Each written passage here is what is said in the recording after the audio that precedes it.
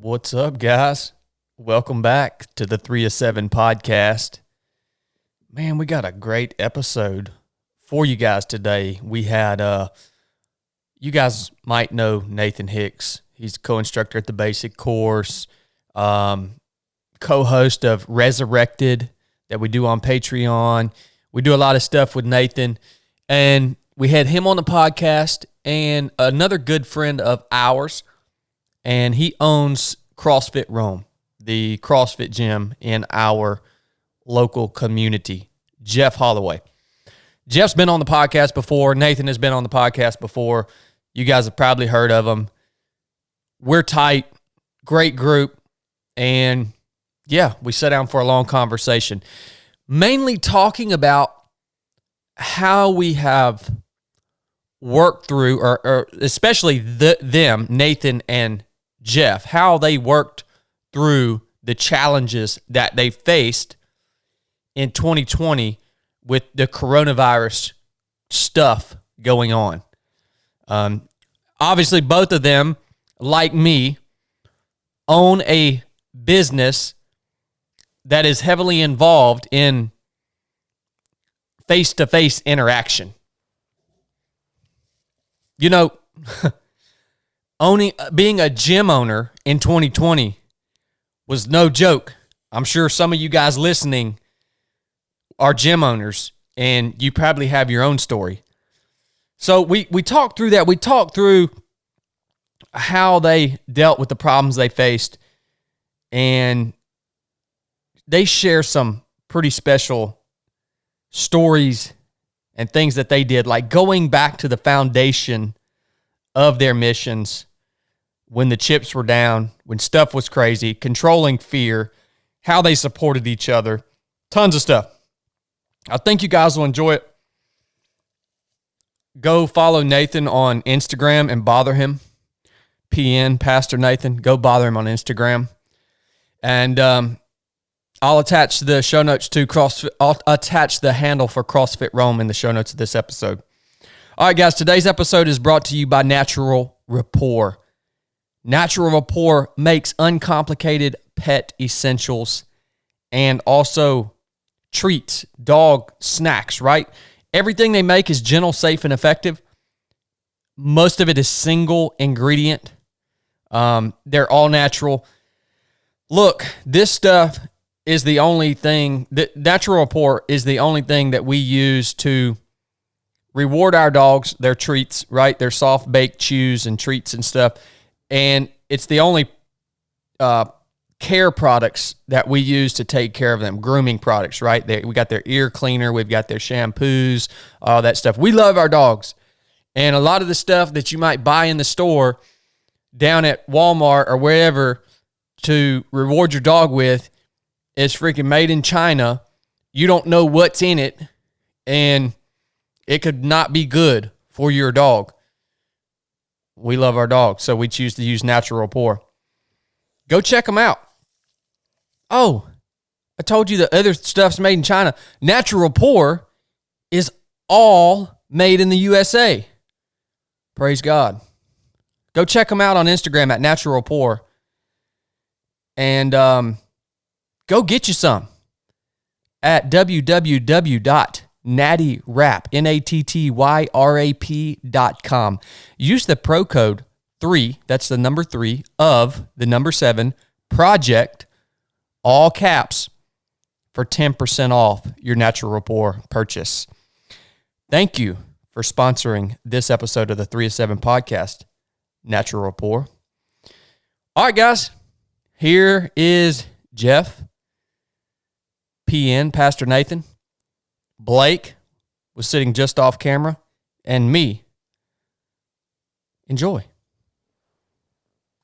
Now we've begun. Just say, be hard when it gets hard. Okay. I was just going to say, the power of the spoken word. Hey, it's on the sign right there, man. Yeah. If you forget it, just look over toward the window. What's up, PN? Oh, we really are on. I was just going to say, if I can't think of what to say, I'm going to remind people they're not special in their pain and yell at them, preferably through a bullhorn. What's your problem, man? I can always tell when you've had a bad day or someone sent you a grumpy text message. Well, you know, people, I've come to find out it's strange. People like the tough love from me for some reason. Yeah. You know, if you try to talk to them about some meaningful concepts, right, that might actually produce some permanent change. Right. It might get, you know, 1,000 likes. You put some tough love on there and it goes viral, It dude. brings them out of the woodwork. Oh yeah. Yeah. For sure. Hey, what's up, guys? Welcome to the 307 podcast. We got a full house this afternoon because Jeff was late. And we got From getting my food. yeah. We got Blake probably just off camera. Show your face there. We got Blake. If you guys are watching on YouTube, he's got his ponytail up. He's looking sharp as a tack. A little bit out of shape, but he's working on that. Trying my best. That's why we got Jeff here today. We've got PN, Pastor Nathan J. Hicks, owner of Higher Ground, co-instructor at the basic course, co-host of Resurrected, mine and Blake's own personal pastor. Nathan, thank you for joining us today. Yeah, man. Glad to be here.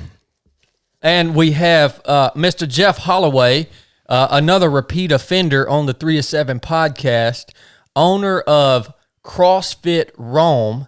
And for you guys that are following me on my journey to set the world record on the Pinhoti Trail this fall, you guys are following my training load, my daily training load. You guys have been seeing CrossFit Rome, right? This is the man that owns CrossFit Rome. And he basically makes up usually at least half of my daily training schedule every day. So Jeff, thank you for joining us. Thanks for having me Today, man. I guess that's a good introduction, right? Oh, yeah. Full house, man. Look, Blake just got on to me because he says I never tell anybody what we're going to talk about on the podcast. A lot of times I don't even know what we're going to talk about. I just like to get together and have cool conversations. But something has been on my mind. You know, Nathan and Jeff, you guys are what I would call seasoned business owners compared to me. Blake and I, we've only been in that entrepreneurship space or business ownership space for, a year and a half? Yeah. About a year and a half. And Nathan, I was thinking the other day, I was looking at my Higher Ground Nalgene bottle, and it said established 2007. I was like, man, I was just going into buds in 2007. Yeah. So you've been in the game for a while. Jeff, how long you been in business, man? A little over 11 years. 11 years. So these guys have been successful. They are operating within their passion, without a doubt. Both of them are. And it's obvious that Jeff is a good businessman to survive a gym through the coronavirus. Yeah, no joke. Well, so this is what I wanted to come and kind of talk through, not only for me, but for the listeners, in whatever format, whatever order y'all want to talk through it. I just wanted to hear kind of a little bit about this past year. And that's another thing. We're all here, everybody here is in the business of like people, face-to-face interaction, right? So I think we don't have to explain to the listeners why this past year was obviously quite a unique year. I just want to hear some of the struggles that you guys faced. I want to hear the mindset that you attacked it with, some of the solutions that you came up with, and just how you were not only able to endure, but continue to really thrive. I mean, because CrossFit Rome is a thriving place. I just joined the gym, a couple of weeks ago, and dude, it's packed out. I mean, it's a thriving place, yeah. And Nathan, you've done the same thing. I mean, we've stayed busy right alongside each other throughout the whole year. So, does that make sense? Yeah, I think so. I mean, I know that's a lot to hit y'all with. And I know Nathan's got a freaking notebook over here. So I know he's got something. He's got something to say. What's up, brother?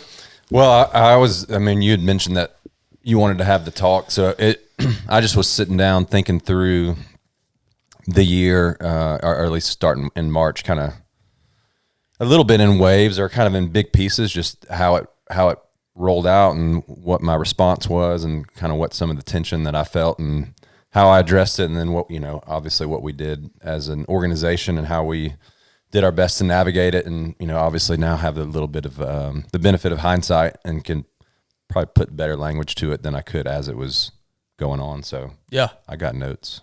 Dude, let's hit it. Let's go with it, man. Well, I was just thinking, and Jeff and I are good buddies that talk most every day. So even as all this happens, I was just thinking back in March, as it starts unfolding, and it unfolded pretty rapidly, just the state of the conversation goes from one day it's like, man, have you heard of this COVID mess? Or back then we just called it Corona. Yeah. Yeah, I really don't think it's going to be much to worry about. It should be all right. And then it's like, for us, we get a call from a client that we're about to serve, and they're like, hey, I think we're going to have to cancel our trip because of this. And so the dominoes started falling for us really rapidly as far as what our spring schedule and what we were supposed to do in terms of leading programs. And so you're watching it happen, and almost a little bit of disbelief, and it's a little bit surreal, because you're like, oh, what in the world? And at the same time, the information that's being handed out at the time, it's changing. So initially it's like, hey, look, we got to ride this out for 2 weeks and then we're fine. So everyone initially is for us canceling and then saying, hey, but let's reschedule. What do you have room for in May? And so we're kind of just shuffling the calendar around. So from leading the organization standpoint, you're like, okay, this is a hassle. It's but ultimately financially it's going to be fine. Mm-hmm. We just got to shift things around. But then that's suddenly 2 weeks isn't going to be fine. And now, we're going to do this for a month, shelter in place for a month, and we ought to be fine. So it still is a little bit, initially for me, it was just a lot of shock, and Jeff could speak to it from his perspective. I think there's some similarities and some differences in our experience with it, but what was it for you? By the time we figured out that the way in which we were normally going to do business to a new way of doing business was about 4 days. So I went to the gym on a Friday around March 8th, I believe, and I had this sneaky suspicion. I said, I don't think things are going to be okay. And I remember telling a buddy of mine at the gym, I said, I don't think we'll be here on Monday. I was looking at the culture specifically of the northeast part of the country and watching some of the kind of the big players in CrossFit up there starting to make some decisions. And at that point, the deer in the headlights effect of knowing that you had to pivot fast to be able to still provide value. And I think that was the name of the game, only I didn't know it at the time, was being able to provide, how do you, as a gym, in person, coaching, specifically to CrossFit, how do you continue to provide value with people at home? And I think it took a while to figure out the depth of what that truly meant, but you had a few hours to make that decision. So yeah, that was the first piece of a much larger decision that had to be made.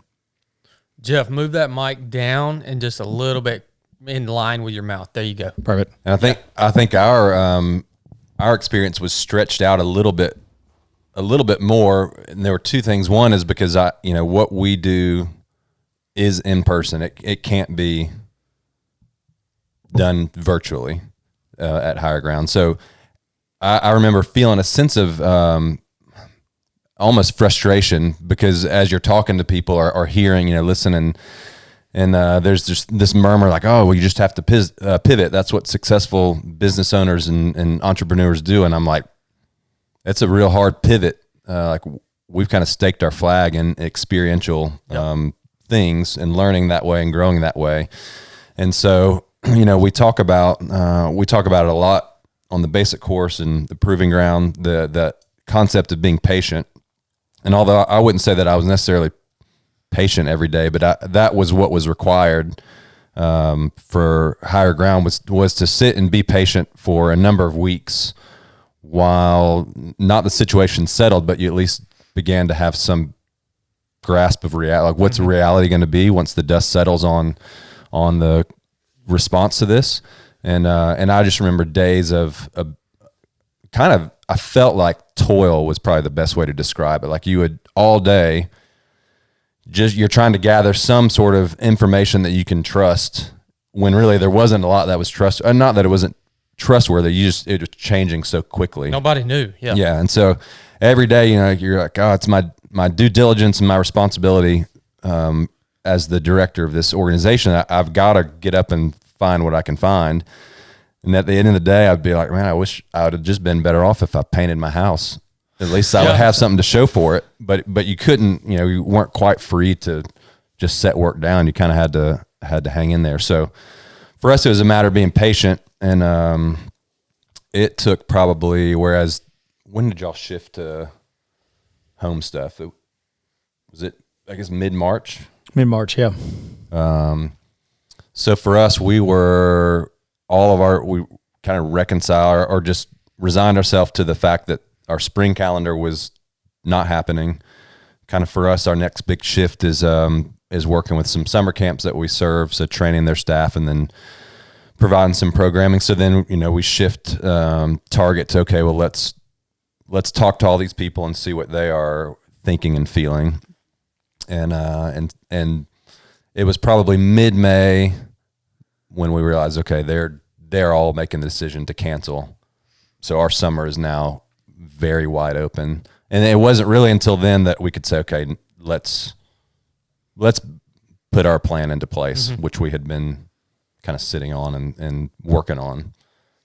So that patience, I think, was what kept coming up there for you, Nathan. And I think I can definitely understand how, because you didn't really even have the option to switch to in-home stuff. So right. you basically knew that either you were going to freaking panic and quit, or you were just going to have to be patient and just ride the storm out. Right. And Jeff, was there ever a time for you where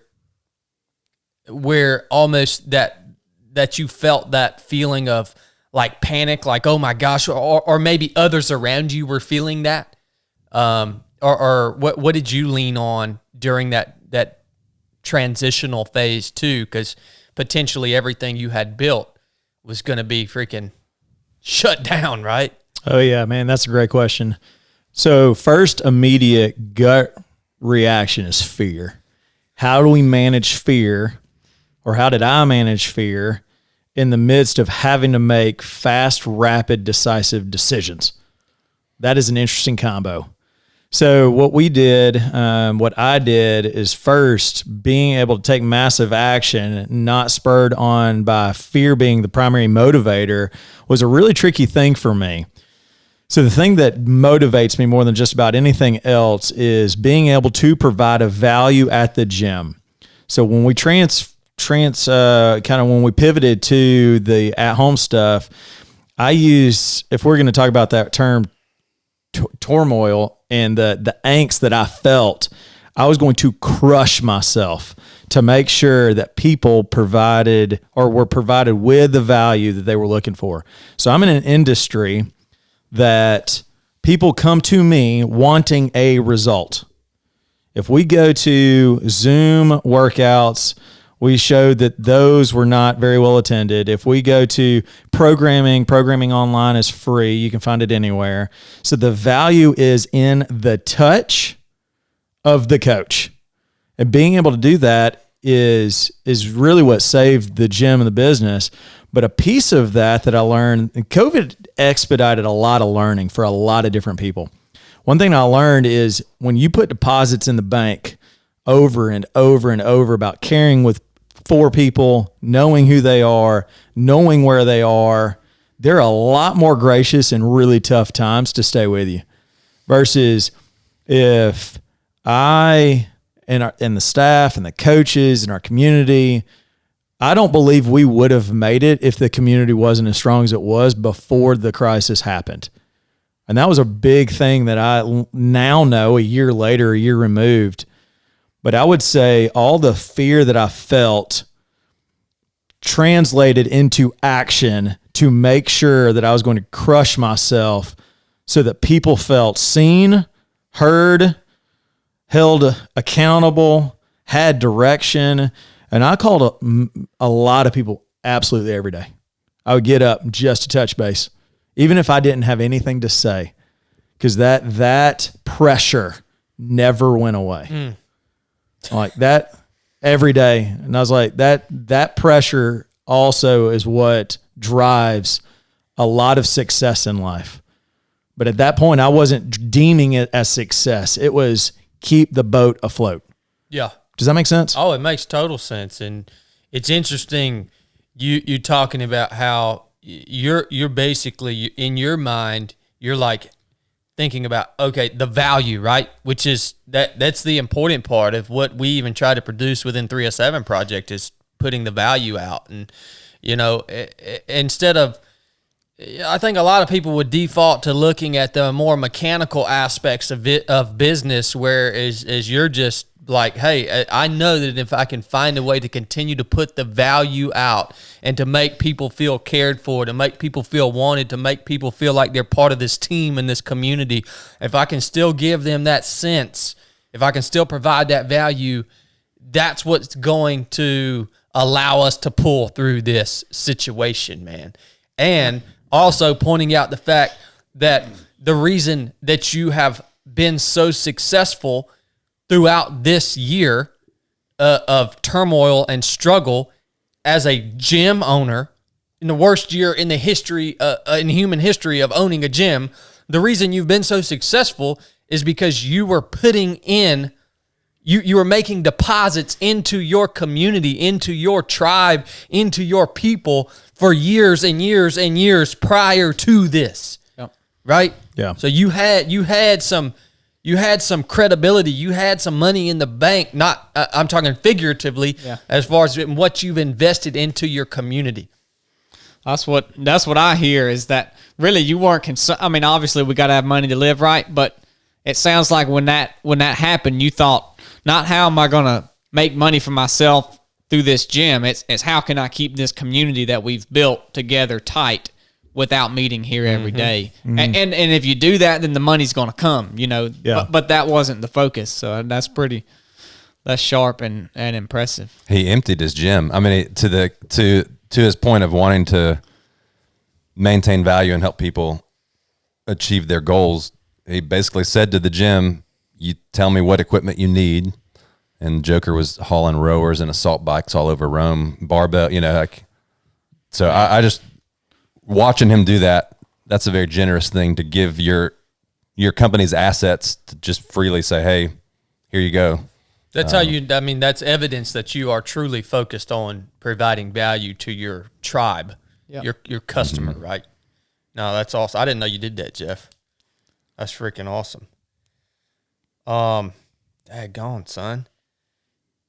Nathan, what about you, man? Keep walking us through what you were feeling when finally you had the realization that, okay, we're not going. Here we are, yeah. Yeah, we're not going to be able to do what we had planned to do. And yeah, I think there was I lived in this tension every day of knowing what I wanted my response to be, and as far as mentally, and then also knowing that some days that I could have that response pretty easily, and some days it was really hard, and I just wanted to take the writing on the wall for what it was. I mean, having never faced something like this, and knowing how our year is structured financially, at the outset, it was not wrong for me to say, and I did say, hey, look, if we lose spring, that's fine. If we lose summer, I don't know how we will make it through the year. Yeah. And so as we're losing summer, I've got 12 years of financial statements that I'm like, I know what our cash flow is like through the year. I know how it typically goes. I'm not sure where we sit now. And so I lived every day in this tension of, okay, here's the reality. This is really just a chance for me to put into practice all the things. We take people on trips and we work them through this, let the wilderness be a metaphor for the rest of life. Like, here we are, this is my time to do that. And this is wilderness for me. And so I think, one, trying to establish a perspective that put what I was living into context, and that metaphor was helpful for me. And so I would think through things daily, like, okay, what,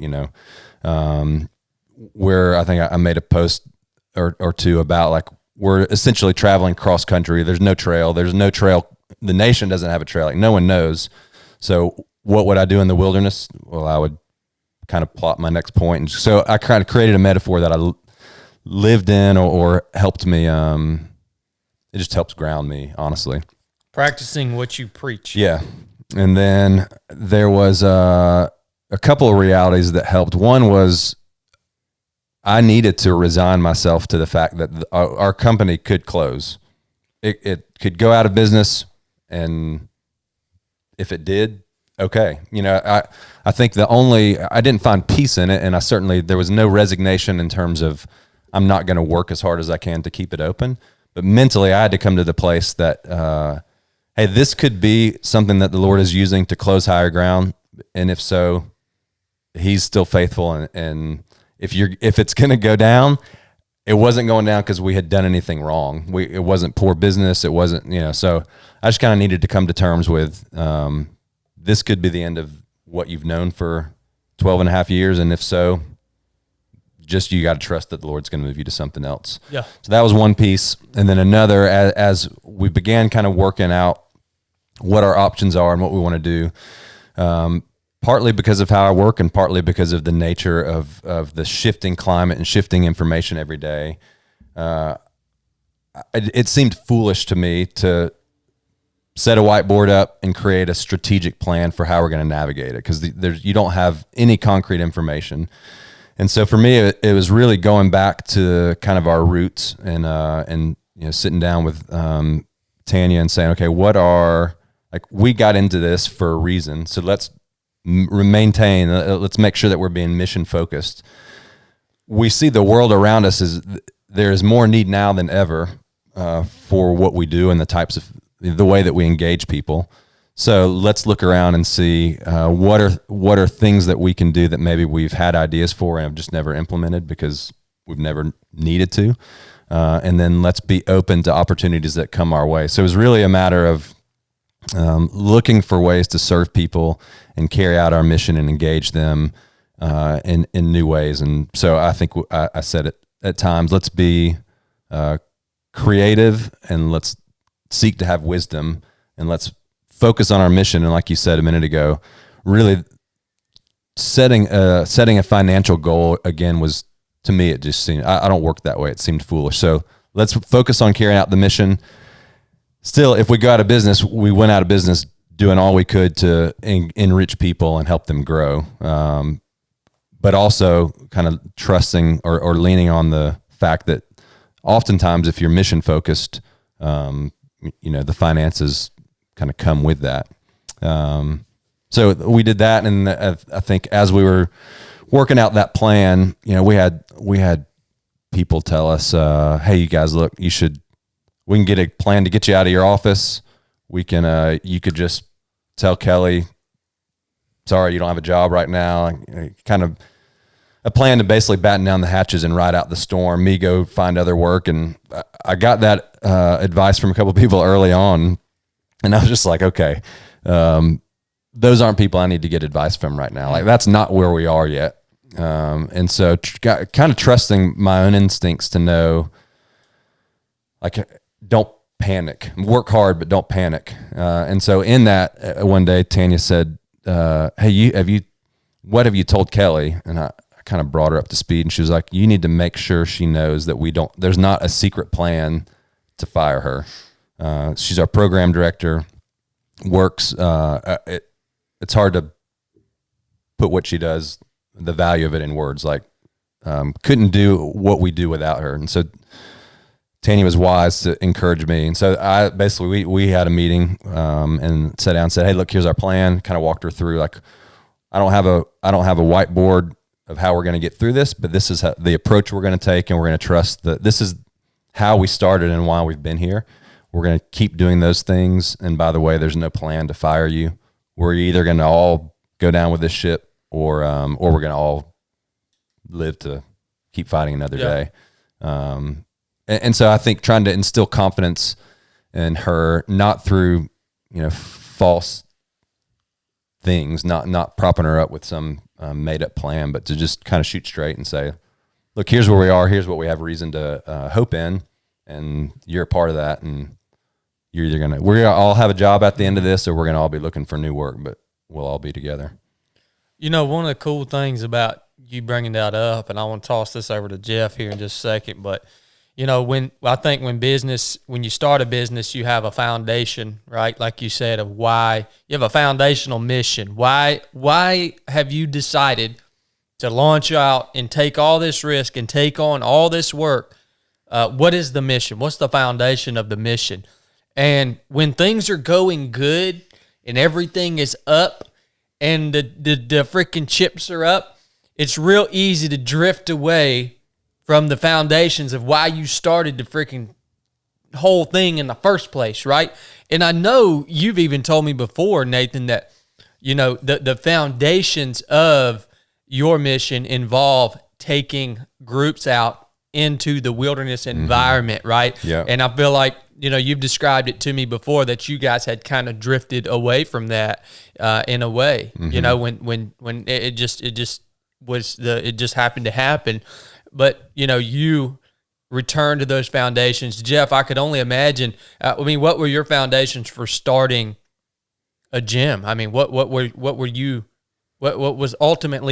trying to accomplish by doing that? We use fitness, the pursuit of health, the pursuit of wellness as a means to love on folks. So our whole purpose statement is to transform lives through the pursuit of wellness. So when we look back at the times, I can't tell you how many miles I walked on a road during quarantine on my cell phone talking to people. And I remember one day, and I appreciate, Nathan, you saying this, is people need this now more than ever. Mm-hmm. And I remember thinking, it was super vivid. I remember thinking, going back to what the original mission was, being mission-minded in the midst of chaos gives you the strength to weather the storm. Because we weren't out of the storm. We weren't allowed to open yet. Like, we were still shut down. I'm going, if we make it, you have a new fire in your belly. I'm like, that's where we are now. We're on the back end of being able to be closed. There's still gyms in the United States that are still closed. Oh, a lot. Yeah. And and we're super fortunate to be able to be in person. We have a lot of parameters that we have to abide by in person, but going back to the mission and tying that in with a new sense of purpose has been huge. That's probably been the biggest thing to come out of this year is the renewed sense of purpose to be mission-minded. Mm-hmm. Mm-hmm. And it's been huge. And this is, for me, something that I'll take with me from this conversation from a business perspective is that when your stack of chips do get low and mess is not looking good, freaking go back to the foundation of why you even started this journey and recalibrate and start again on those foundations. It's what both of you guys did. Yeah. It's exactly what both you guys did. I remember too feeling, and I still feel it a little bit, but and when things were really hot and heavy in the spring when it was first hitting, I felt compelled that the world, or at least the people around me, needed to see other people like keeping their head about them, because much of the world was absolutely losing their mind. You're right, man. And I remember, I guess, feeling that tension of like, I feel the same thing. I get where people are coming from, but doggone it, like, let's hold it together. We can, all of us collectively losing our minds isn't going to help. And so, you know, I don't say that I did that every day well, but I think I felt compelled to, like, okay, let's try to find perspective in this. Let's try to put out to those around us what's the right way to think about it. And let's all work toward having the right mindset alongside one another and working. Being, you know, our businesses are different, but we could support one another. I remember talking to friends that were physicians and surgeons, and they're like, I can't even operate, and physical therapists, I can't do anything. And so everyone's, you know, in the same storm, but very different experiences of how that's affecting them, and thinking, well, we can all encourage one another, even though our circumstances are all very different. And a friend called me at one point, electrical contractor, and it was probably June, you know, stuff was kind of rolling. He said, it just dawned on me, your work's not coming back. Like my work is coming back now, but yours isn't, is it? And I go, no, it's still very different. So it was an example of him kind of realizing, like, he's starting to return to what's normal for him, but people around him aren't.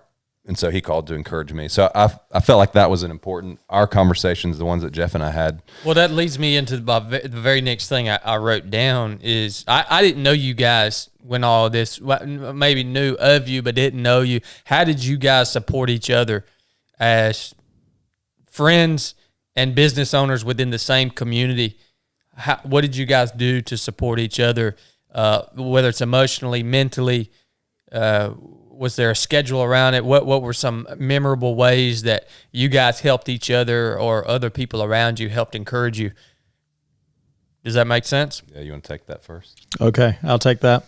Full disclosure, Nathan is the level-headed one of the group.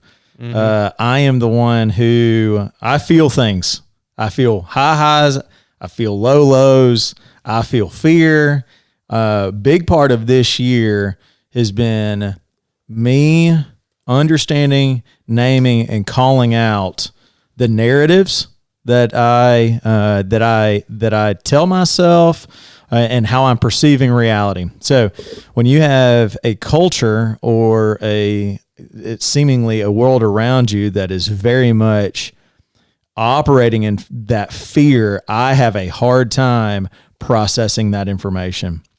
That's why Nathan was invaluable during this time. Is I'm also an external processor.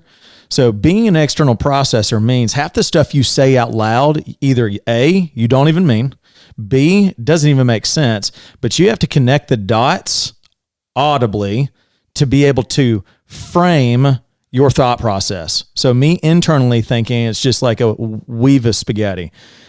So when Nathan and I chat, a lot of times when you have somebody like a sounding board to be able to say truthful things to be able to say things that are kind of way off out in left field, it allows for you to process that information with somebody else that's a support system. And during this time, that's what I will encourage people to do is who is their sounding board? Like you got to, some people it's a journal, some people it's a person.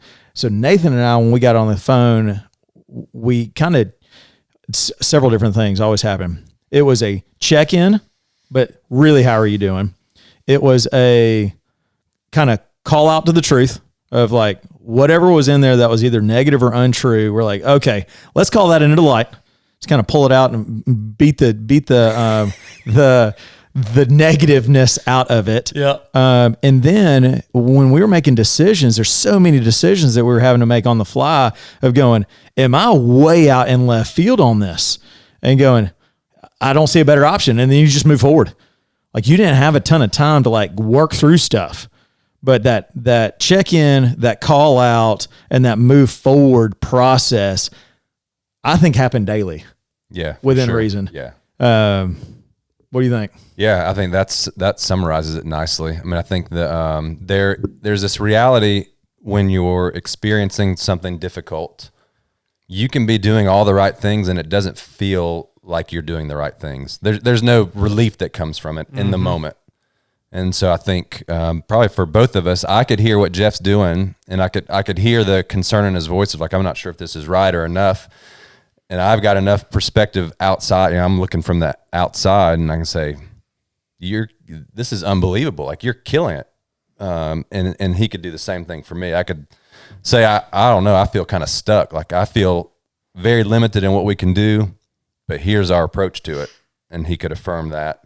And then knowing Jeff is a good friend and just cares well. So I could tell him on days when I'm not really winning that battle with my where I want to be mentally. I could say, dude, this is just where I'm at. I'm struggling, and get encouragement, or get just the value that comes from being seen by someone and says, man, I get it. Like, this is hard. Don't be hard on yourself. Keep pushing forward. Yeah. Yeah. Gosh, man. And Nathan and I, we talk now on a daily basis too.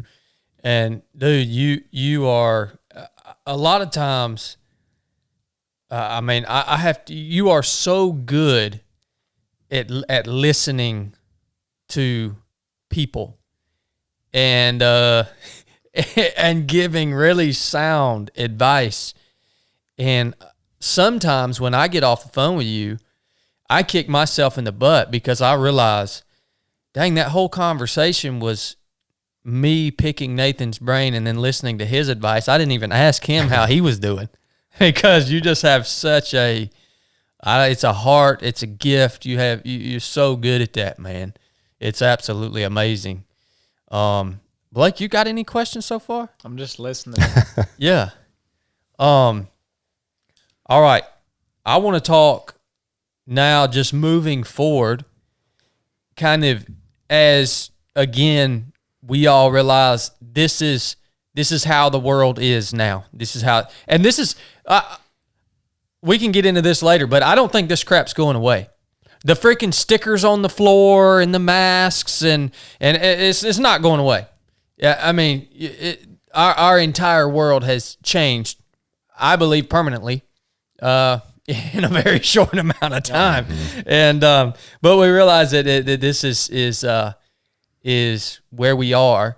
Nathan, I want you to talk through kind of what was going on in your head when you finally reached out to me, and then I want to talk to Jeff about what his action steps and his mindset were when finally he could start opening the doors again, right? Yeah.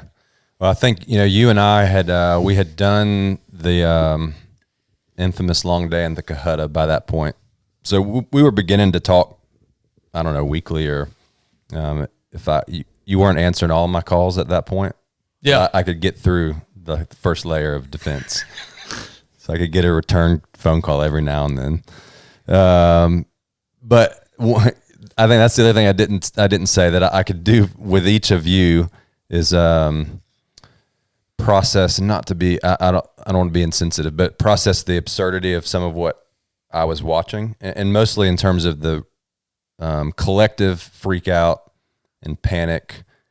Sometimes or often in instances where I didn't think there was need to panic. You can be insensitive on here. Yeah, well, so I think one of the ways I work out what's happening is I just get a little sarcastic and a little bit cynical, and so I can have those conversations with folks like y'all, and just kind of work it out and get it off my chest, and then move forward. And so I think that's where, I think for me, it was like, okay, like I said, we're back to mission. We had kind of years ago, Tanya had developed a plan for basically a week-long adventure camp. Like, let's do stuff with local kids. Let's showcase what's within an hour of Rome, and do stuff so that we can engage community that way.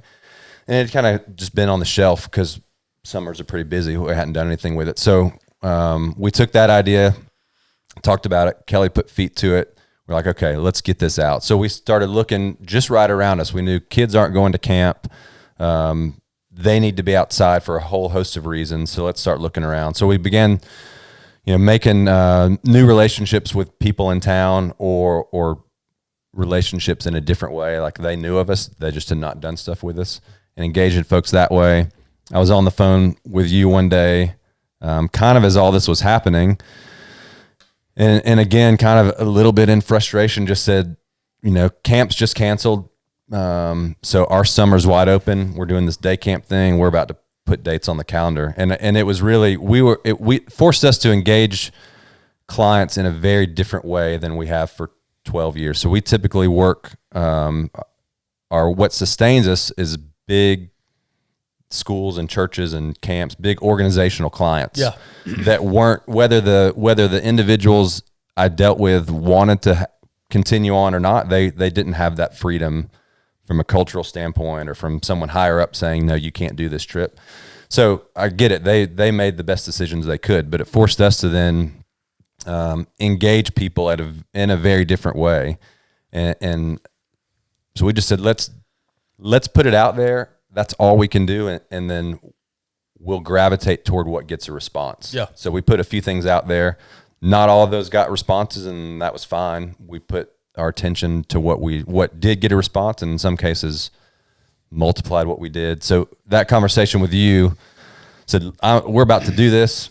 You and I had a conversation over lunch before about let's kind of work on something together. And you said, well, let's do something. So in about 10 minutes from me riding to my house to where I was going to ride a bike, we threw this 3 days, 2 nights. Yeah, that sounds good. How many people can we have? Well, if with instructors, we can only have 8 participants. Okay, 8 people, 3 days, 2 nights. Roughly, here's what we do content. Here's what you cover. Here's what I cover. Very roughly. Yeah. You're like, where will we go? It's like, give me some time. By the time I got home from the mountain bike ride, I got the place. Let's get on a podcast and put it out there. And it was, literally that was a Thursday or Friday. I think we did the podcast on a Tuesday or Wednesday. And there we go. Yeah. I didn't even have time to meet Nathan until the day before we left. I know. Yeah. Yeah. And I want y'all to understand where I was at when Nathan called me. So we started 3 of 7 project, and we've never had a business plan. We've never had, that's why we called it a project, is because we thought we're just going to let this thing morph, and we don't even know what it is. It's got a weird name. We know we love Jesus. We know we got some good stories to tell. We don't know what it is going to be. I had some very loose ideas about things like the finishing school. Nothing, well, maybe very loose, something like the basic course, but nothing set in stone. When all this stuff hit, we really, the foundation of our business back then was speaking engagements, and you can't even count the podcast. I think we had about 3 listeners back then. So, merchandise, maybe. A little bit of merchandise, right, and some social media presence. Well, so speaking engagements were the kind of the foundation of our income. When all this stuff, I think we had within a week or two like $50,000 worth of speaking engagements cancel. So that went away. But back then, Blake was working full time at a different job. I am retired from the military, so I have enough income that comes in from that I'm just like, well, man, it sucks to lose out on that money, but no big deal. We're just going to keep piddling, We're going to keep whatever God tells us to do. And then Nathan hits me up, and just like he said, he told the story. He didn't even know what we were going to call this thing until we got on the podcast, literally got on the podcast to announce it. And I called it the basic course. And then we are talking about the curriculum on the drive up to meet the students. We're literally building the curriculum out on the 3-hour drive up to meet the students of the first class. And we just go out and we mesh. It just flows. Yeah. You cannot explain it.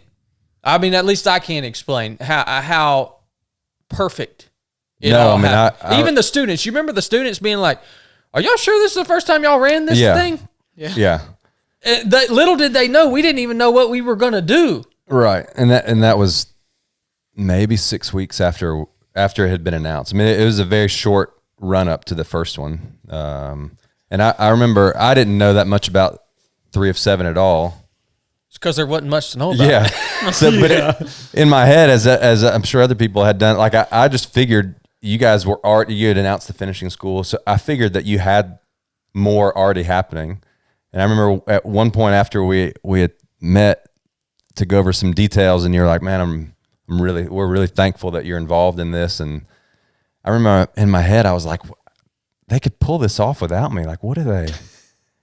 And then when I met Blake, and I had gear spread out or something, and it's I'm a little bit organized with stuff, and y'all's response was like, "Oh, good grief! Like we just hit gold." And now that I know you, I get it.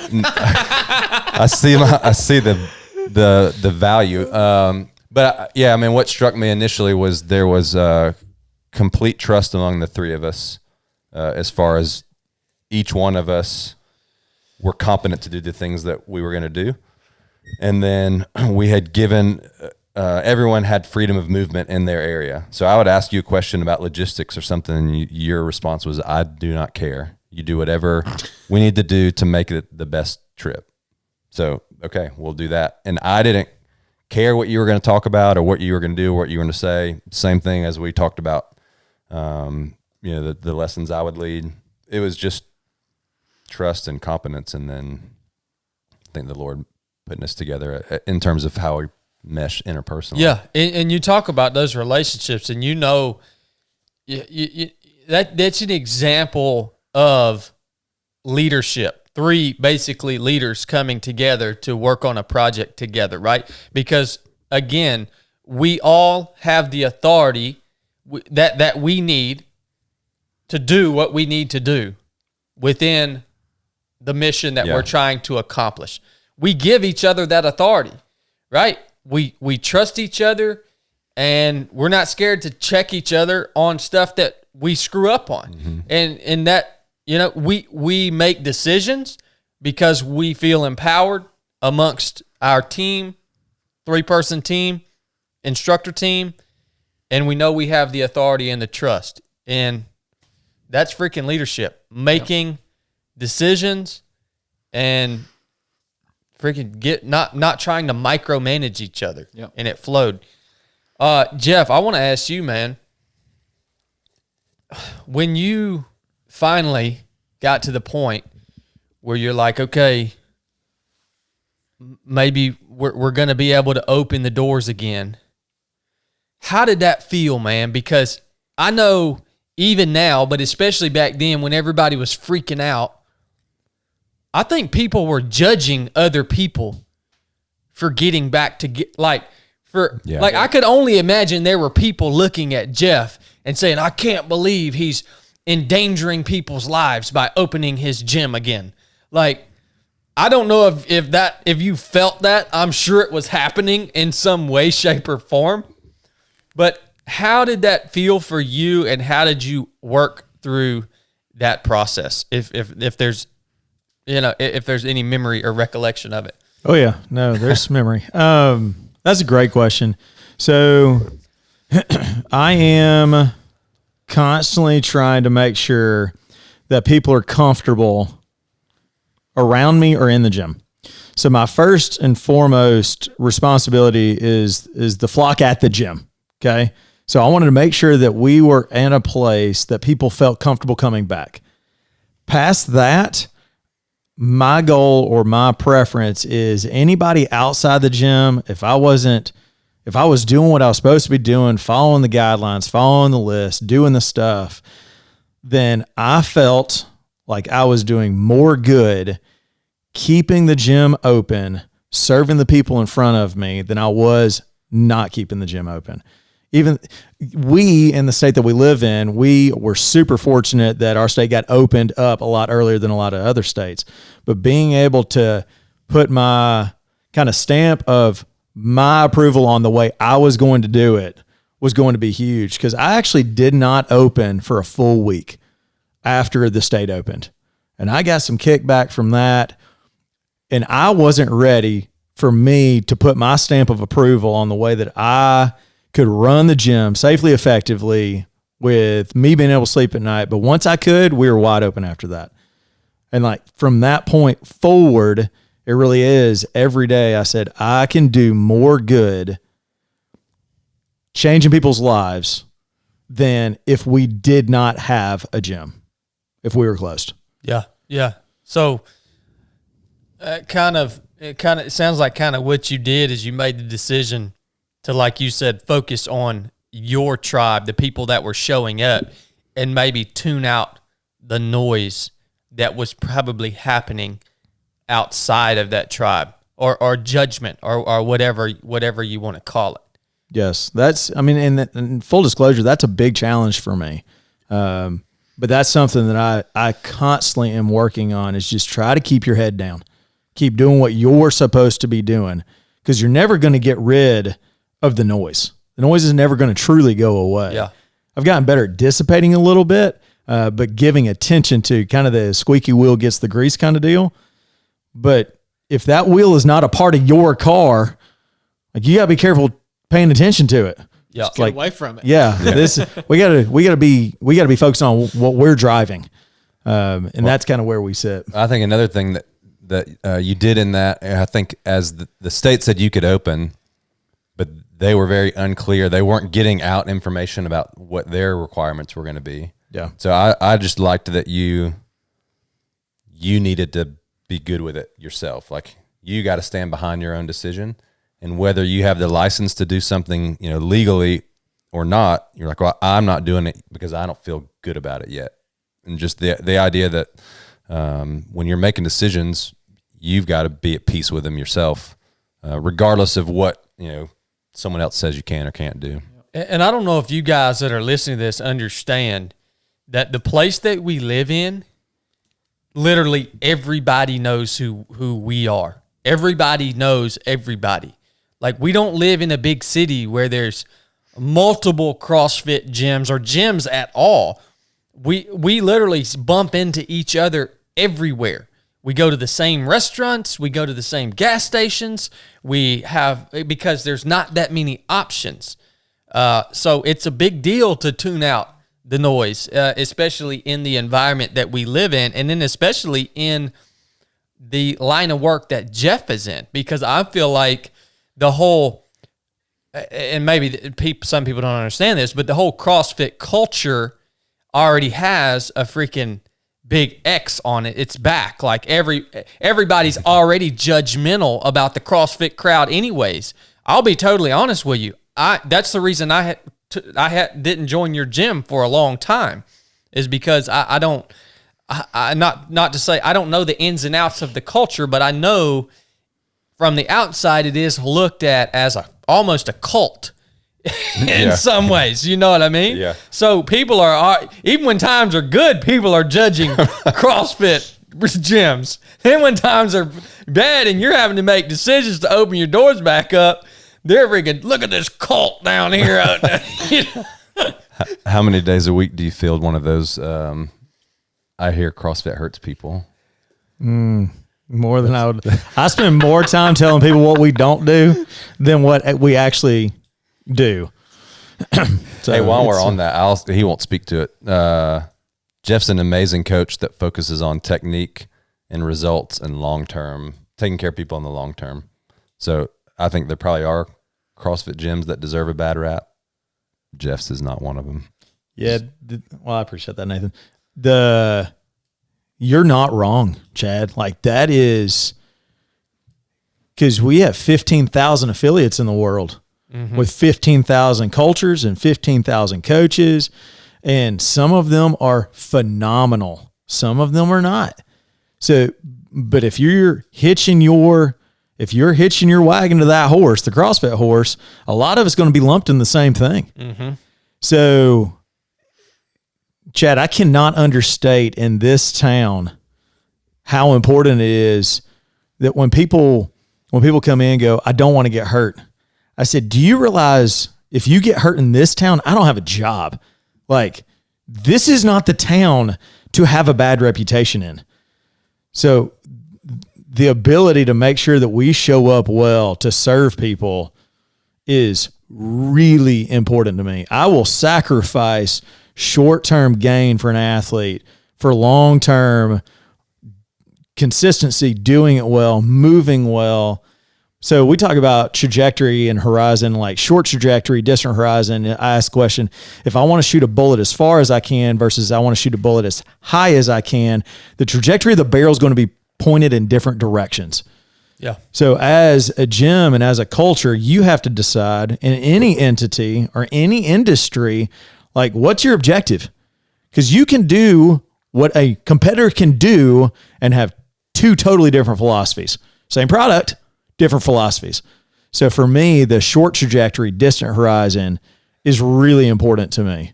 So anything that's going to jeopardize that, I'm going to pull the plug. As a coaching staff, as programming, what we do, because a big part of it is it's not just exercise. It's mentality. What's our mental aspect? Relationships. How are you connecting with other people? Like, what are you eating? How are you sleeping? Like, there's a lot more that goes into the health of an individual than just exercise. So it is a super holistic approach. But yeah, a big part of what I do is communicate what we don't do to people. And if you guys, Jeff's been on the podcast before. It was a much more formal interview where we're talking more into these philosophies and Jeff's mindset, his skill set. You guys can scroll back through and listen to the episode that we did with Jeff where you go in depth in that stuff. And I love it, man, because I'm already seeing a difference in my running. And I've only been with you guys for 2 weeks now, and I'm running up a hill just this week, and I'm like, wow, I feel like I have more power, like more driving power from the hips to move and run and maintain speed going up this steep incline. So I'm already seeing it's already making an impact for me. And for me, CrossFit is a supplemental training program that allows me to, that I hope allows me to achieve a higher level of competitiveness or competition in what I actually want to do, which is running long, stupid long distances. And I think they're going to pair very well, and time will tell. We'll know this summer and this fall as I go and tackle these kind of massive one race and then one FKT. It's going to be interesting for me. I'm looking forward to seeing the impact and the difference that it does make. You know what? Why I'm excited that you're working out? Because you can freaking call me every day and be like, hey, no, CrossFit's at 4:30. No. I'm like, I already went, dude. It's so that you can carry your own gear on the basic course. Blake and I don't have to carry your stuff for you. I didn't think about that, man. That's going to be nice. Hey, I don't have room in my pack for this. I've stuffed this big jacket in here, and I can't fit it in my sleeping bag in there. You tote that for me? Dude, that jacket I carried on the last class, that was the stupidest decision I ever made. It's like a 10-pound jacket. I don't know if you guys feel this way or not, and by no means do you have to feel this way. But I'm very conscious of using the word pride. But just understand, I'm not being prideful. Like when I say the word pride, it's not like I'm doing something better than anyone else, or I'm like, that's not what I'm saying. But I have personally taken pride in providing an opportunity for people that aren't so at risk of dying from coronavirus to come and be a part of a team, to come and get some time outside, to get some time around other people, to learn, instead of being cooped away in the freaking house like they're being told to do. I can't tell you how many students we've had out on the basic course that have said, this is the first time that I've been out and been able to talk to someone without a mask on in months.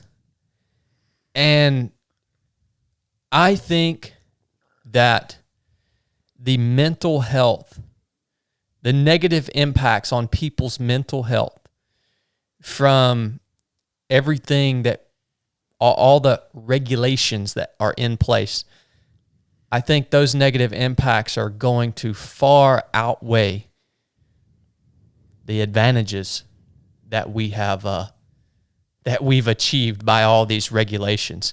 So I have taken pride in the fact that we provide that place for people that want to come, that say, okay, I need this, man. If I stay in this house another day, I'm going to freaking kill myself. Yeah. They know they can come, and we're one. I mean, there are many people doing that. Right. Yeah. And it's a dying breed of people that will attend that. You think kids that are being raised now, it's going to be, I mean, they're going to be fine with that kind of stuff because that's what they grew up in.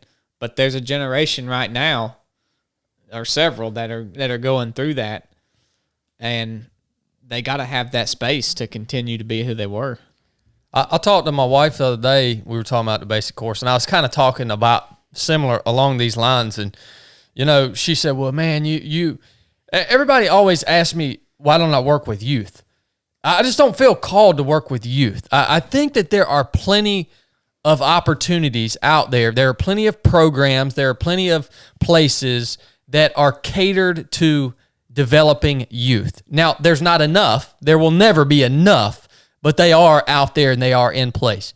Now, if you're an adult and you wake up one morning and you're in your middle ages and you realize, man, I don't know how to lead. I don't know how to follow. I don't know how to make decisions. My life has not been what I wanted it to be. And now I'm stuck in this place. Where do you turn? Right. How many places can you go? I'm not talking about going to some freaking master class that's held in a hotel room, a hotel lobby with some freaking dude getting the only qualification the dude standing in front of the crowd has is a bunch of Instagram followers and maybe a large bank account. Who gives a crap, man? I'm talking about creating a real environment and experience where adults that realize they're in a place where they need to grow and make some changes in their life, where they can come to get that done, man. And yeah, and Jeff, you do the same thing with the gym, man. Yeah. You know?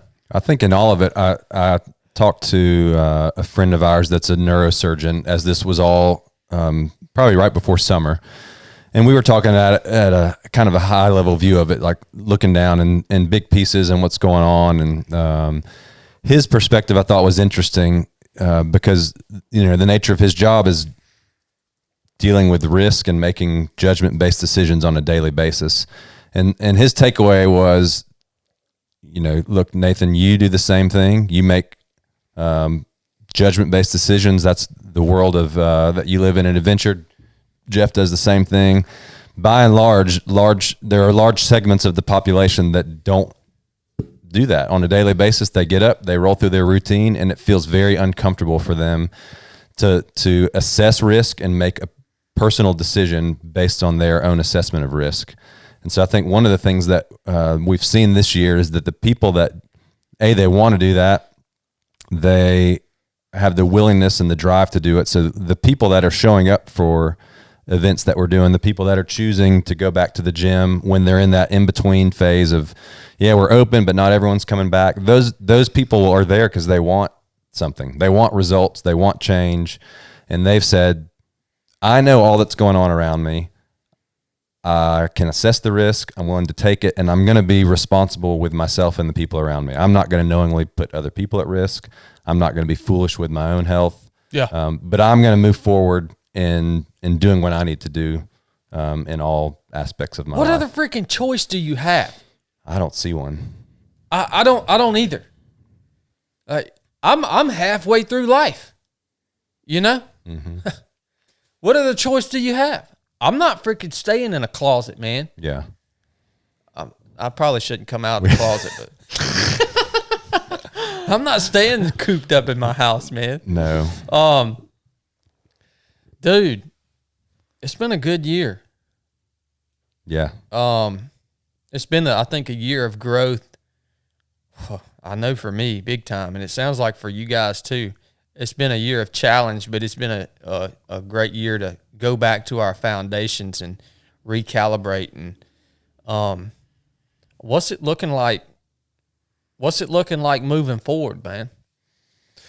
Well, this week all of our spring clients canceled again. So the basic course is still in business, son. No, so I mean, it's we serve a lot of schools typically in the spring, and they're all like, I think we'll be good by fall. So some other typical parts of our business are kind of coming back online. Camps are happening, and I think one of the fun things that's come out of it is the things that we implemented last year are not going to go away. The basic course will continue. The adventure camp, like we did, will continue. And through the year, through 2020, we established a lot of relationships with people that are doing private trips and wanting to do.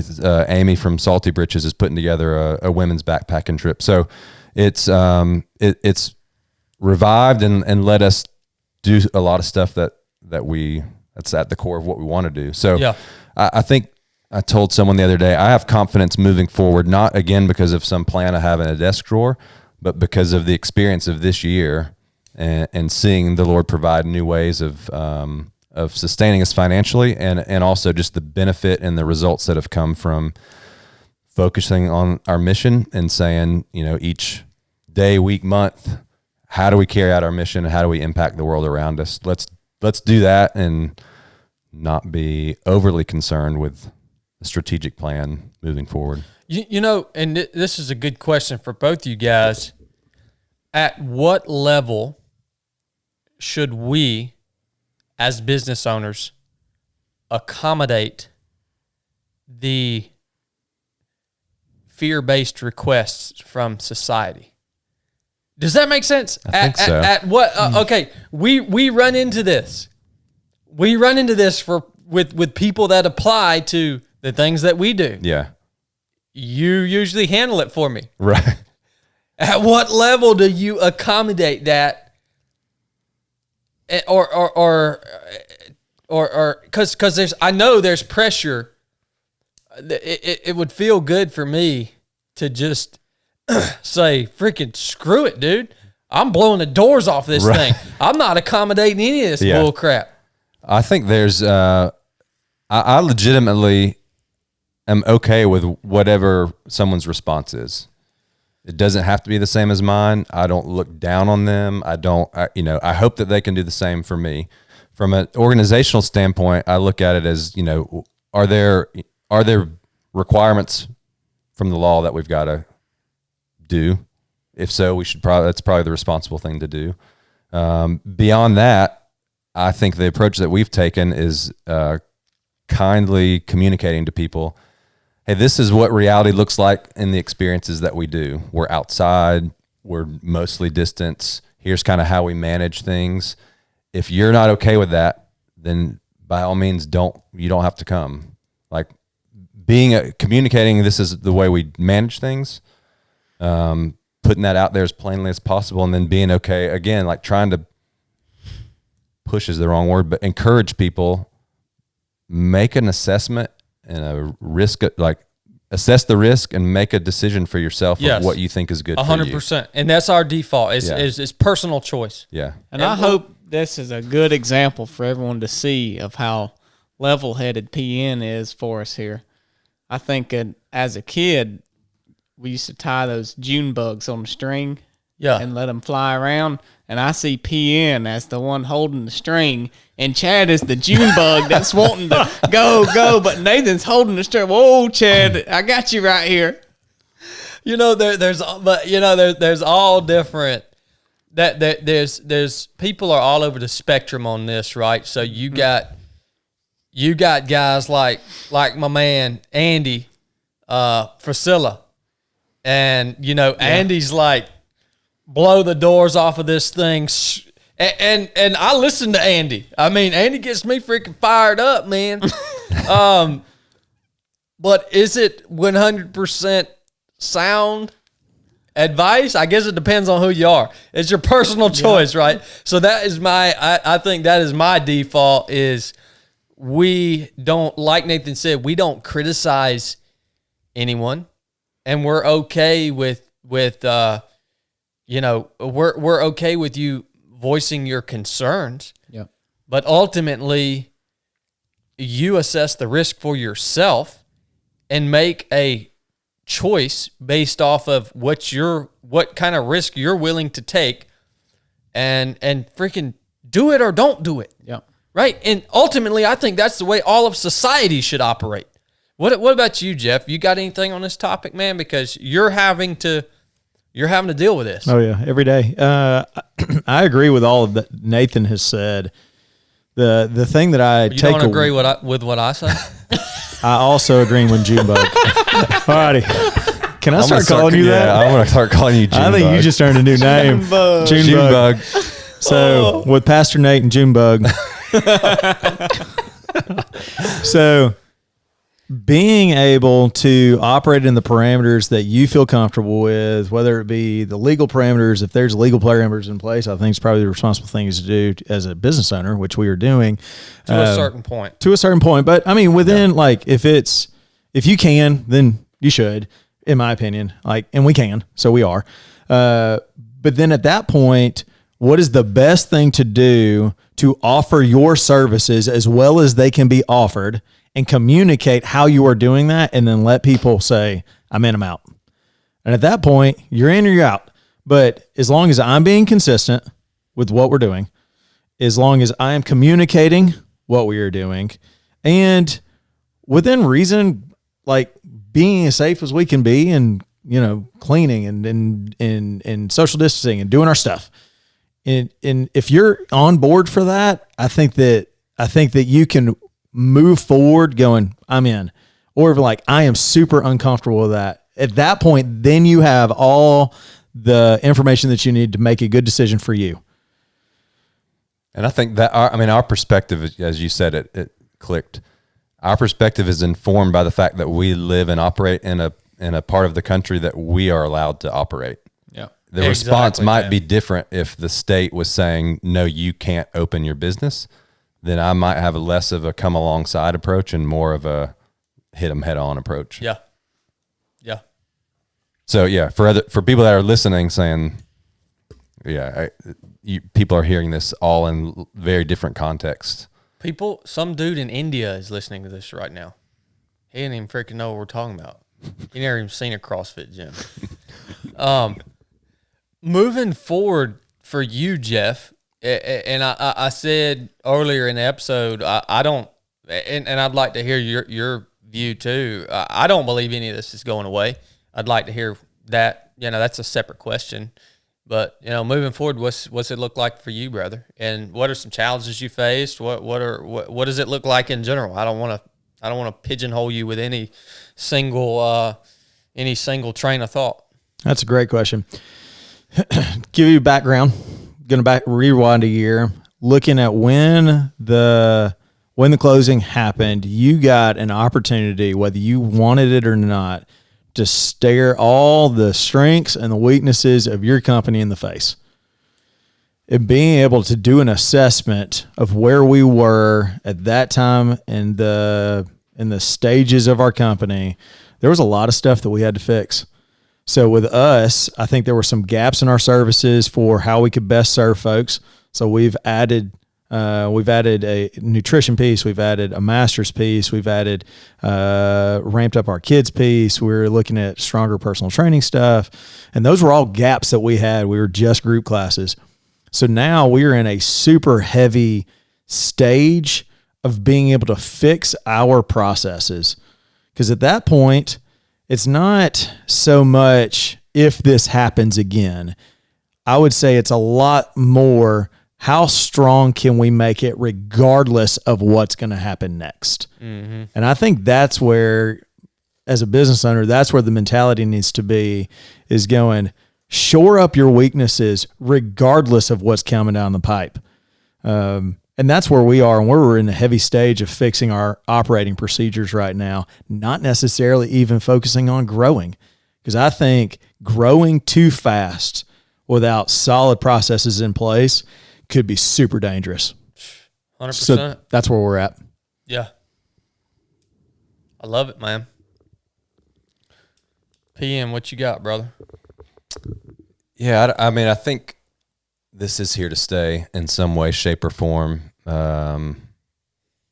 kind of grieves me to say that, only because at a almost a philosophical level, it hurts me to see the cultural narrative have such power over what people do individually.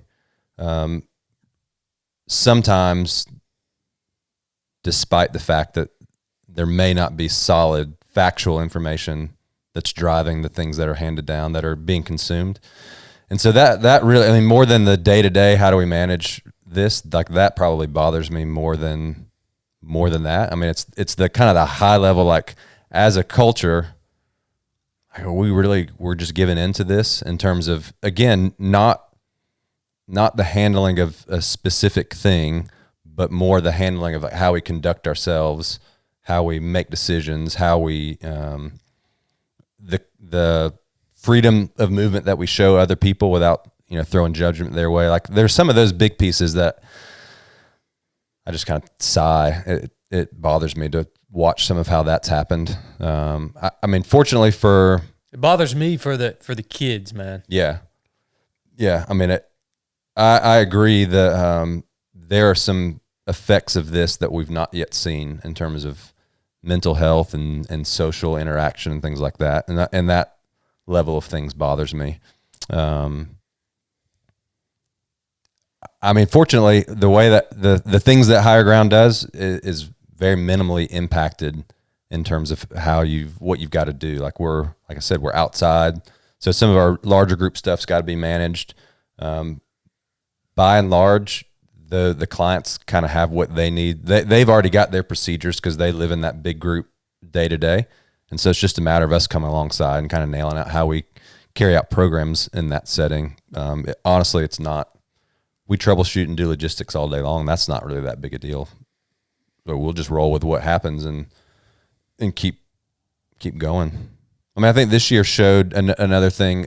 It showed the importance of being able to shift and set new goals once the world around you presents a different circumstance than you were planning. And a friend, as stuff was kind of coming back, and he was working again, and I asked him, how's it going? He's like, oh, it's fine. We're staying busy enough. He's like, I have a hard time like looking at comparative financial statements, and I'm just used to us growing every year, so it's tough for me to see that we're not necessarily hitting last year's numbers. And I just kind of chuckled and said, buddy, the metric for 2020 is, are you here in 2021? If you're here in 2021, good job. Like you can set your comparative financials aside. Yeah. Weather the storm, and if you weathered the storm, then the combination of you were fortunate and you did some things well. Because there are no doubt people listening that know of folks whose businesses were decimated at essentially at no fault of their own. They exercised the best leadership possible. They did all that we would say that we would do. Yeah. And dude, I was in St. Louis the other day, and they're literally on their Broad Street, like their restaurants have paper signs posted in the windows that says, "We are closed forever," right? And it's just because they were shut down and they can't recover from it. So yeah, if that's a really good mindset. If you're here in 2021, bravo Zulu, son. Yeah, you did something right. And let me make a disclaimer here. Not that I freaking really even this doesn't bother me at all, but just for the three people who listen to this that think I'm some kind of bigot. I believe that coronavirus is real, and I believe I had coronavirus, And let me tell you, the Chinese did an outstanding job designing this virus because it knocked me in the freaking dirt, son. And I believe that it does freaking kill people, right? But there is a large percentage of us that are good to go to carry on with life, right? And yeah, you can handle getting sick with it. I had it. Have you had it, Jeff? Yes. Jeff had it. Nathan, have you had it? Well, Nope. do you live under a freaking rock, dude? How have you not had coronavirus? He's asymptomatic. I don't sleep and I don't get coronavirus. Nathan literally met with me the day before I found out I had coronavirus. Jeff did too. No, same thing. With, Jeff was at my house 2 days later. He called and he was like, I just got a positive test. I What in the waited world, around. man? I don't know. How did it affect you, Jeff? not well. Let's put So it. you that had a rough one too, then. Yeah, I was down for about 7 or 8 days. Skipped 2 races. I started exercising probably 3 or 4 weeks later. It was not pleasant. Yeah. Jeff ran 30 miles on day 3. Well, He just wanted to get 4 more in than you. Dang it, man. I You think beat I walked the dog that day. beat my record, man. I ran a marathon on day 4, I think, with the coronavirus, which was not smart, but I had to reconcile some stuff within my own heart about this mess. And I had I had one of the strains that the Chinese made that was a bad one. It put it on me, son. Jeff, you must have got the same one, man. It was not pleasant. They messed some of these up in the lab. They messed some of them up because some of them, some people get a certain strain of it and it doesn't. It's like they lose their taste and smell, and that's it. Yeah, that came after you hard because you were a SEAL. They really did. So yeah, we understand, guys, that this we're not saying that it's not real, but what I'm saying is we need to freaking carry on with life. Yep. You guys 98% of you guys that listen to our podcast, I think, freaking know where we stand, and you stand with us. So, what do you got, Blake? You ain't said about 3 words on this whole podcast. You got to have something on your mind. Well, I'm not a seasoned businessman. We've got the 2 experts in the room here. Oh, you have one expert. Whatever. No, one thing I was thinking about, Nathan was talking about earlier when you were talking about when it first happened and people started giving you advice on what happened. Were you asking them, hey, or were they just saying, hey, this is what you need to do? Those are people that I would typically sound stuff. I would at least talk with them about it. Yeah. So they weren't speaking out of turn. I think and what they said came from a place of concern for me and my family. Right. So it was in a sense less business advice and more like, hey, worst case, your family who I love is going to be okay, even if you have to do these things. So I just needed to step back and recognize what they were speaking to. Like, oh, they're speaking to me from this perspective. That's just not the perspective I need right now. Like, I need to keep my director hat on, business hat on. I think that's important to, you obviously to get someone else's opinion on things, but also to be able to process it as, maybe process it as, hey, this isn't what I wanted to hear and I'm going to throw it out. Not that, but this is not actually what's good for me now. And, Right. And, I think as a leader, when you go in to ask for that, you already know really kind of what you want to do. And really you're seeking, like you said, bounce the idea off of them. You already have the idea and you're saying, hey, does this sound like truth? Does this sound like a smart thing to do? And instead of just, you shouldn't be at a total loss. You know what I mean? Mm-hmm. Like, oh, I'm just down and out. What do I do now? Like, come up with some kind of plan. Yeah. And it's okay to bounce it off somebody else and say, does this make sense? And then go bust them. Yeah. I had a guy on Patreon yesterday. He commented, because I'm doing the workout of the day on there, and at the very end I say bust them. He said, "What does bust them mean?" Well, you spelled it wrong. No, I didn't. Or did he spell it wrong? He spelled it wrong. Oh, okay. I seen it too, and I was thinking, what's that? I don't know what that means either. Yeah, bust them means get busy, son. That's Get my after it. tagline. Get busy. You got to say enough said. Quit trying to steal my mess, man. He's up on old Junebug. It's Junebug. Old Junebug about to jerk the string out of PN's hands, son. Old PN's he's strong like an oak. He can't even get the Corona. That's right. It's that bald head, son. That just Oh, I bounced off him. better watch that, son. Yeah, female you remember bear about to run out of exactly. the woods and Don't maul call me. nobody. Outside. Yeah. One day Such we'll a good story. get Chad in here with a hat off, and we'll let y'all see the top of that cul-de-sac. He's got. Oh, he's working on it. He's working on it. Well, PN, you got a scripture or anything you want to end us with? Anything else you got on your mind, man? Well, I thought it was interesting because when we did the long day in the Cohutta, there was a verse that I shared with you all at the beginning of that hike that just talks about some of the things that happen in wilderness, in my view. And so this year, as I've thought about it, like that verse, I mean, dadgummit, that describes how higher ground has gotten through this year. Let's see if I can find it. Let's see. So it's Deuteronomy 8, the first part. And it says, and you shall remember the whole way the Lord your God has led you these 40 years in the wilderness, that he might humble you, testing you to know what was in your heart, whether you would keep his commandments or not. And he humbled you, and he let you hunger and fed you with manna, which you did not know, nor did your fathers know, that he might make you know that man does not live by bread alone, but man lives by every word that comes from the mouth of the Lord. So this idea for me that we were in this wilderness, and it was a season of being tested and being humbled, and then that he would provide for us in ways that we did not know. So all the things that have sustained us financially are not things that were even on the radar this time last year. Whether it's PPP, whether it's charitable contributions because we're a nonprofit.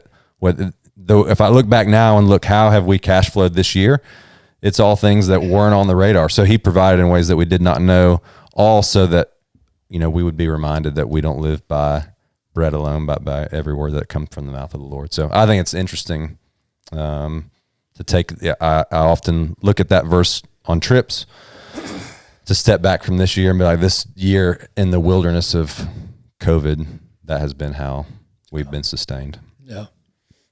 Yeah, it's pretty interesting. Yeah, you kind of started the whole year off. We started our whole relationship off just pretty much off of that. Yeah. You sharing that verse. That's pretty cool, man. What about you, Jeff? Got anything you want to close out with? Anything you got left on your heart? There was a, I'm going to have to pull it up, but there was a verse that kind of got me through some rough moments and it's actually in Proverbs, but it was kind of a verse that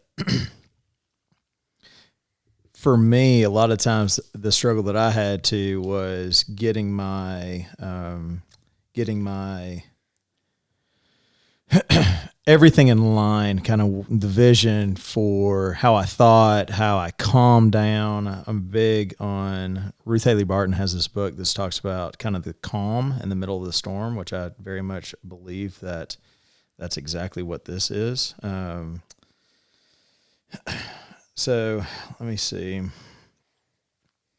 So Proverbs 4 starts verse 4. Rejoice in the Lord. Always, again, I say rejoice. Let your forbearance be known to all men. The Lord is at hand. From here it says, in nothing be anxious, but in everything by prayer, supplication with thanksgiving, let your requests be made known to God, and the peace of God, which passes all understanding, shall guard your hearts and minds with Christ Jesus. You hear that verse over and over and over again, but until you actually put legs on calming down, who actually has the power? Who am I going to for my support? And then reframing kind of that, don't be anxious. What's my action step? Who am I going to and what will I do with it? There's some big stuff and some dark moments this year that was super, super big for me. Is prayer, asking, and being thankful was really in times a pretty bright light and a pretty dark moment. So that has definitely been my my verse to get me through this year. So it's a big one. I love it, man. I I asked Jeff the other day, I said, hey man, this is funny. I just joined the gym. And like the second session I come to the gym, I'm like, hey Jeff, what goes on up here on Sunday? he said, oh, nothing, man.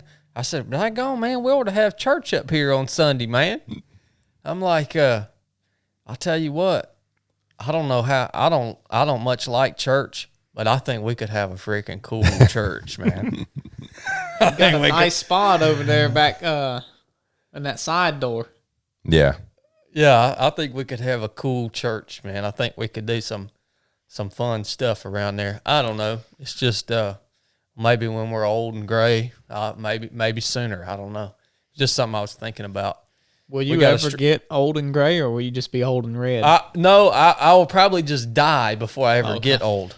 That's what I plan on doing anyways. Yeah. I kind of live a little bit hard and fast for this old body of mine. So you might be right, Blake. I might ought to get on that sooner than later. Yeah. It's amazing to me that I'm even still alive. There's obviously still something left for me to do. But yeah, we got a strong team here, man. You guys hit Nathan up on Instagram, please. Everyone that listens to this, find Nathan on Instagram, send him a message, and tell him to start coming on the podcast more often if you enjoyed hearing him. Also, send Jeff a message. Tell him also that you enjoyed hearing him and you want him to come on the podcast more often too. Because it's like herding cats trying to get these cats on the podcast, man. I thought when I started this podcast, I thought, well, let's not have any like famous figures on the podcast, right? I thought, well, let's just start a podcast with just my buddies and just, regular people, right? I thought it'll be a lot easier to just get regular people on the podcast. Well, I say regular people. I'm a regular person, but not like TV personalities or musicians or super famous people, right? Then I remembered, well, regular people have to work. Regular people got stuff going on. It's harder to get your buddies on the dang podcast that are out here running a business, got their hands in the dirt, in the trenches doing work, than it is to get some freaking TV head on the podcast, man, because that's all they want to do is be on podcasts. That's right. So, no, I mean, all jokes aside, thank you guys for carving out the time. Heck yeah. I think there's a lot of, I know I got a page of notes here. There's a lot of valuable stuff, and it's just cool to back up and just recap. I know we're a little late on recapping 2020 from a business perspective, but we're not too late, about a month late, but it was cool to go back and talk through it and learn from you guys and what you've done and how you've got to the point that you are now. You good, Blake? Austin. All right, guys, this is the 3-7 podcast. Old Junebug's checking out. Enough said.